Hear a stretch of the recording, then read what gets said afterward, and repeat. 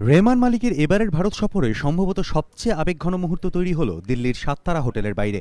এদিন স্বরাষ্ট্রমন্ত্রী সুশীল কুমার শিন্ডের সঙ্গে বৈঠক শেষে হোটেল ছেড়ে বেরোচ্ছিলেন পাক অভ্যন্তরীণ মন্ত্রী। পথ আগলে দাঁড়ালেন দুই নারী, দীর্ঘদিন পাক জেলে বন্দী ভারতীয় সরবজিৎ সিংহের মেয়ে স্বপ্নদীপ এবং বোন দলজিৎ।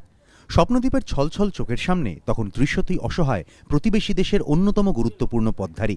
বাবাকে মুক্তি দিন, সরবজিতের মেয়ে স্বপ্নদীপের এই অনুরোধ যেন ফেলতে পারলেন না দুঁদে রাজনীতিক। আশ্বাস দিলেন অবশ্যই মুক্তি পাবেন সরবজিৎ সিংহ। আশ্বাসের পর চোখের জল আর বাদ মানল না মেয়ে বোন কারুরই। हमने उनसे रिहाई के लिए पापा के लिए अपील की। उन्होंने बहुत ही ध्यान से बात भी सुनी और उन्होंने ये भी कहा कि पापा की रिहाई ज़रूर होगी और वो जल्द कोशिश करेंगे उनको वापस भेजने की। सरबजीत को भारत वापस भेज दीजिए, मेरा उसके बिना और कोई भी नहीं है और ये उसकी बड़ी बेटी है, ये तब 2.5 साल की थी। रहमान मलिक जी का हमदर्दी से बात करना और बात को सुनना बहुत अच्छा लगा और विश्वास आगे से भी ज़्यादा जो है वो बढ़ा। সূত্রের খবর, প্রধানমন্ত্রী কেন্দ্রীয় স্বরাষ্ট্রমন্ত্রীর সঙ্গে বৈঠকেও সরবজিৎ প্রসঙ্গ উঠেছে বলে এদিন দলজিৎকে জানিয়েছেন মালিকের আশ্বাস, দেশে ফিরে গিয়ে খুব দ্রুত সরবজিতের মুক্তির বিষয়ে সদর্থক পদক্ষেপ করা হবে। এমনকি সরবজিতের বোন এবং মেয়েকে পাকিস্তানের আসার জন্য আমন্ত্রণ জানিয়েছেন পাক অভ্যন্তরীণ মন্ত্রী। उन्होंने बोला ये बात कि आप वीज़ा अप्लाई करो, उनसे मिलने के लिए आपको वीज़ा दिया जाएगा।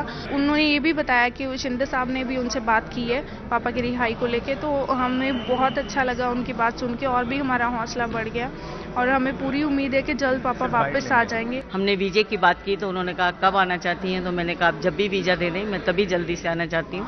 उन्होंने कहा कि जैसा आपके प्रधानमंत्री जी ने भी बात की है सरबजीत के लिए और अभी मीटिंग में भी 5 मिनट सरबजीत के ऊपर शिंदे साहब ने बात की है, तो इस बात को सुनकर एक भरोसा जो है वो आगे से भी ज़्यादा बढ़ा कि हमारी भारत सरकार जो है सही कदम उठा रही है।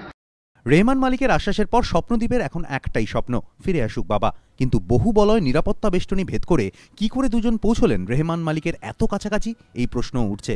কূটনৈতিক মহলের একাংশের মতে রীতিমতো কৌশল করেই তাদের দুজনকে রেহমান মালিকের যাতায়াতের পথের কাছে যেতে দেওয়া হয়েছিল।